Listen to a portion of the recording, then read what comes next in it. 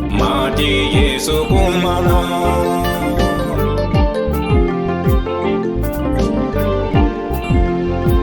Mati Yesu ye awadele akone fane ka Allah ni jifile tasi kama bonelawa. Mati Yesu kumana.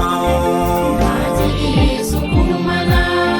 Ufariso ufanga tesi.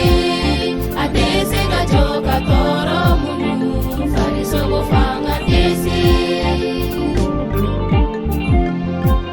Uyoro ni be meleke nana kabarikado alatu. Asira gajoka toro muyu. Mati Yesu kumana.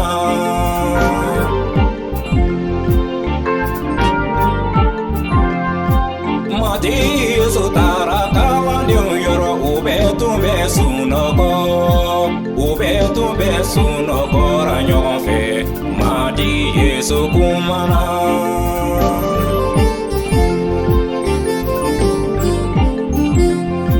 Mati Yesu ya fokawandi unyeko au yetu au nyena. Ka ala deli ni wakati kuso. Mati Yesu kumana.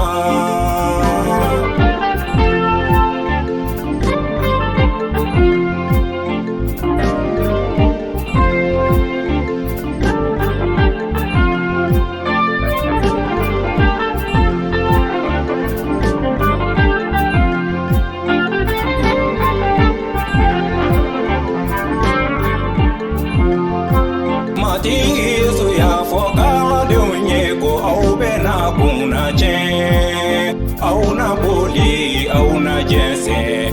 Mati Yesu kumana.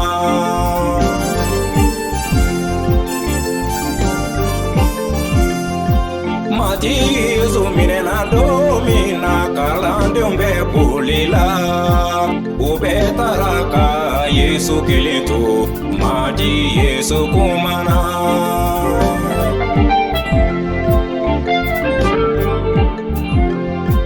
Kuperi konitura Yesu nofe utura kanyinika.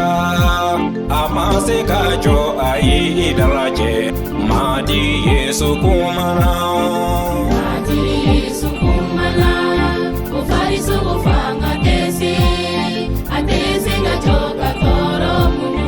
Ufariso ufanga tesi. Uyoro nimbe dulu kasira dulu ngoro kasira. Yesu ima file bieri kasira. Mati Yesu kumana.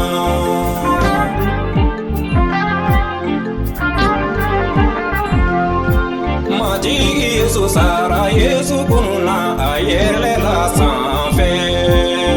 Yesu bena kadana bauta. Mati Yesu kumana.